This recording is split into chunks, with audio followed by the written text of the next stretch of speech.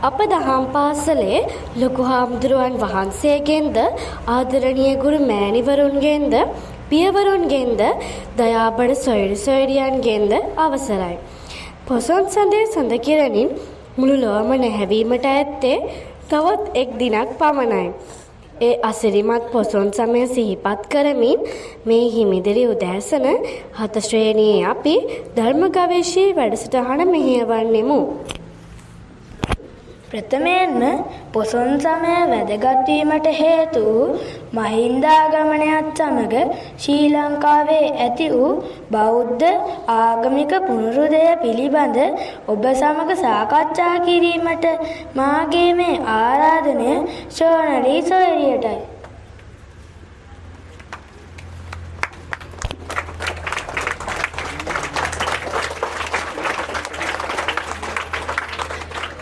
ගරු ප්‍රධානාචාර්ය ස්වාමින් වහන්සේගෙන්ද ආදරණීය ගුරු මෑණිවරුන්ගෙන්ද පියවරුන්ගෙන්ද සහෝදර සහෝදරියන්ගෙන්ද අවසරයි.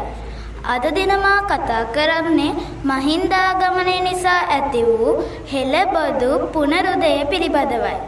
සමනාමයන් මහරජ ධම්මරාජස්ස ශාවක තවේව අනුකම්පාය ජම්බුදීපා ඉදාගතා. මහරජ අප ධම්ම ශාවකයන් වහන්සේ වෙමු. ඔබට අනුකම්පා පිණිස දඹදිව සිට මෙහි පැමිණියමු.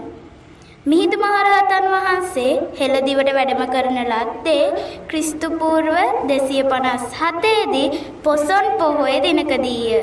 මිහිඳු මහරහතන් වහන්සේගේ පියා වන්නේ දඹදිව පාලනය කළ අධිරාජයා වූ ධර්මාශෝක රජතුමාය. මිහිඳු මහරහතන් වහන්සේ ඇතුළු පිරිස මිහින්තලාවට වැඩම කළේ ඉත්තිය, උත්තිය, බද්දිය, සම්බල, බද්දසාල යන භික්ෂුන් වහන්සේලාද සුමන සාමණේර පණ්ඩුක උපාසක වශයෙන් 7 දෙනෙකුගේ යුත් පිරිසක් සමගිනි. දේවානම්පියතිස්ස රජතුමාට මිහිඳු මහරහතන් වහන්සේ මුණ ගැසීමෙන් පසු මෙරට තෙරුවන් ගිය සිව්වනක් පිරිස සහිතව බුදු සසුන පිහිටුවීය. මහින්දාගමනයෙන් පසු සංඝමිත්තා තෙරණිය ශ්‍රී මහා බෝධීන් වහන්සේගේ ශාඛාව ප්‍රමුඛ අෂ්ටඵල මහාරුක බෝධීන් වහන්සේලා සහ දෙතිස්ඵල මහාරුක බෝධීන් වහන්සේලා වැඩම කිරීමෙන් පසු තූපාරාමයේ ගොඩනැගීමෙන්ද මහා විහාරය ගොඩනැගීමෙන්ද මෙරට ජනතාව තුන් බෝධිය වැදපුදා ගැනීමට අවස්ථාව හිමි වුණා. බුදුදහම නිසා දැහැමි සිල්වත් පස්පව් වලින් මිදුණු මිනිස් සමාජයක් මෙරට ඇති වුණා. අද දක්වා අවුරුදු 2500කට වැඩි කාලයක් අපේ රටේ බුදුදහම පැතිර තිබෙන්නේ මිහිඳු හිමිගේ මහත් කරුණාවෙන් අනුකම්පාවෙන් අප රටට වැඩම කළ බැවිනි. අද වැනි දිනක මිහිඳු මහරහතන් වහන්සේගේ ගුණ වන්දනාමාන කිරීම සෑම බෞද්ධයෙක්ම කළ යුතු දෙයකි. ස්තුතියි.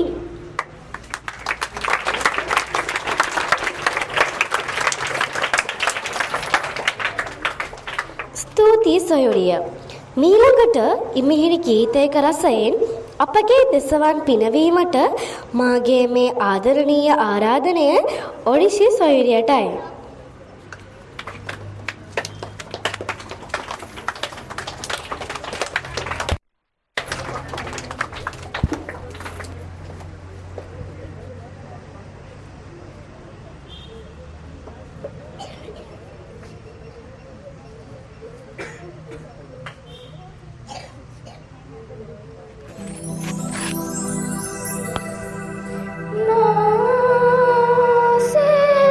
See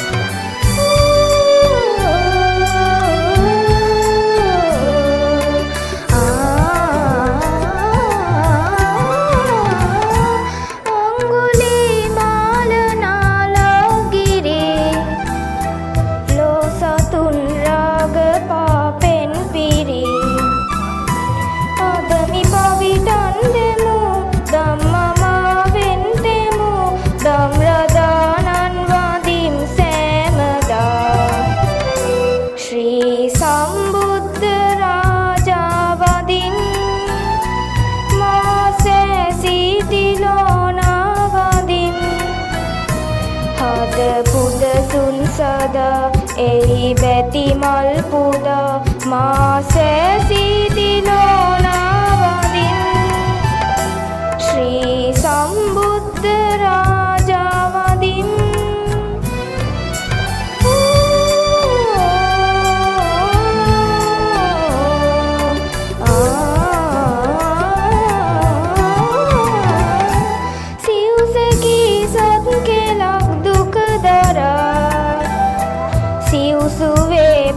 Marun Manara Paramidam Pura Kudu Ulautura Damradanan Vadin Setpura Mul Sevu Vedana Sadana Inmi Dev Seka Melodana Andhakare Nesu Mihiri Sadham Desu Lopiyanan Vadin Semada Ma Sesitilona Vadin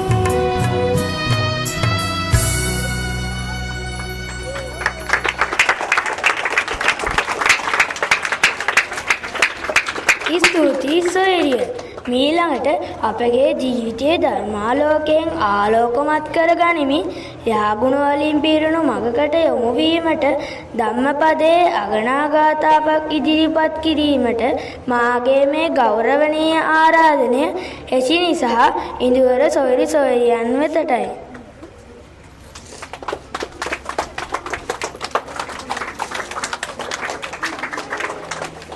බෞද්ධයාගේ අත්පොත වන ධම්මපදයේ බාල වර්ගයේ ගාථාවක් සහ එහි තේරුම සඳහන් කිරීමට ඔබ සැමගෙන් අවසරයි.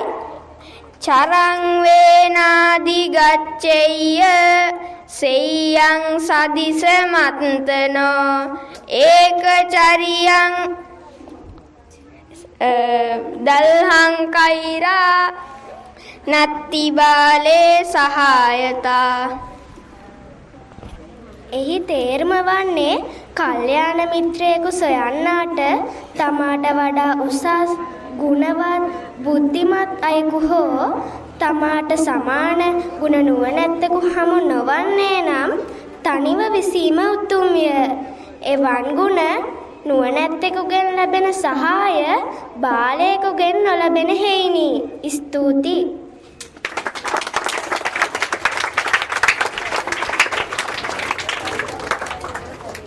ස්තුතියි ඔබ දෙදෙනාටම. මීළඟට මිහිරි විරුදු පද පෙළකින් අප දෙසවන් පිනවීමට මාගේ මේ ආරාධනය උදාරි සොයුරියටයි.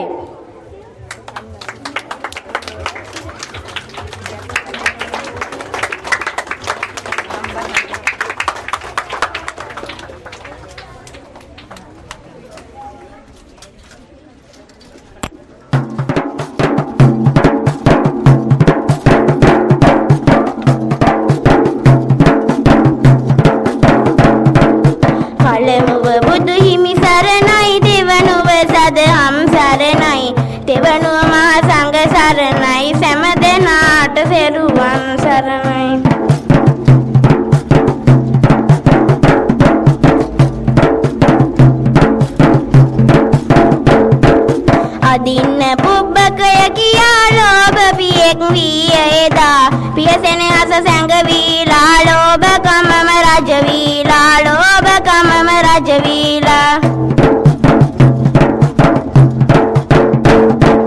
කාසි පනම්ම තත් යසට සැප සම්පත් නොදී පුතුට නිතර ගඳුළු නයි නුඹට ඇසුවත් මේ ගඳුළු පුවත ඇසුවත් මේ ගඳුළු පුවත පුතාට රෝගයක් සැදී මරණයටම ලංව සිටි පියා සංගවගෙන වස්තුව පුතුට බෙහෙත් නොදී සිටි පුතුට බෙහෙත් නොදී සිටි මරණය ළඟ සිටින පුතා කාටත් නොපෙනෙන්න සිතා ඇඳ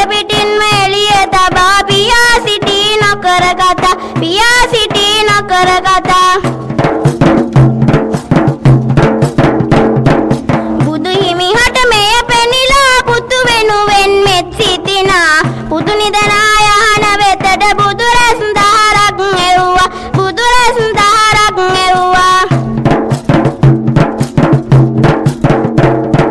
දෑත් එකතු කර සතුටින් බුදු හිමි හට සිත බැතියෙන් වැඳ පුතා මරණින් මතු ඉපදුනාලු දෙව් පුත් මෙන් ඉපදුනාලු දෙව් පුත් මෙන් සම්මා සම්බුදු සරණයි මගේ විරිඳු අවසානයි සම්මා සම්බුදු සරණයි මගේ විරිඳු අවසානයි සම්මා සම්බුදු සරණයි මගේ විරිඳු අවසානයි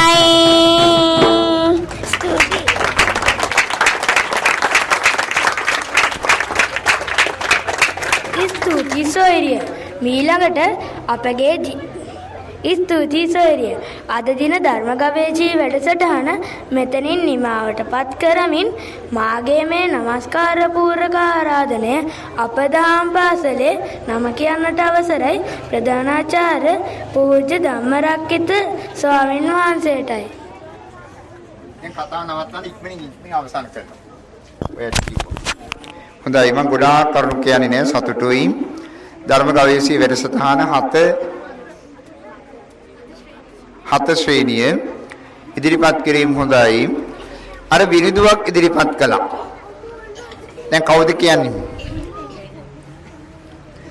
ඒ විනිදුව ඉදිරිපත් කළේ මොකක්ද අරමුණ? මොකක්ද කතාව?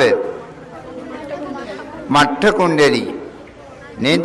මට්ඨ කුණ්ඩලී බුදුහාමුදුරුවෝ පිළිබඳව ප්‍රසාදයටපත් වෙච්ච නිසා දෙව්ලොව දෙව් පුතෙක් බවට පත් වුණා. ඒ නිසා මේ බුදුන් වඳින එක බොහොම හොඳට කරන්න ඕනේ අපේ දරුවෝ. හැබැයි බොහොම අපූර්වත්වයෙන් ඒක ඉදිරිපත් කළා ඒ දරුවන්ට ස්තුතියි. ඒවා මෙහෙවපු අපේ ආදරණීය ගුරු මව්පියවරුන්ටත් බොහොමත්ම ස්තුතියි. හොඳයි. හැමදෙනාටම තෙරුවන් සරණයි.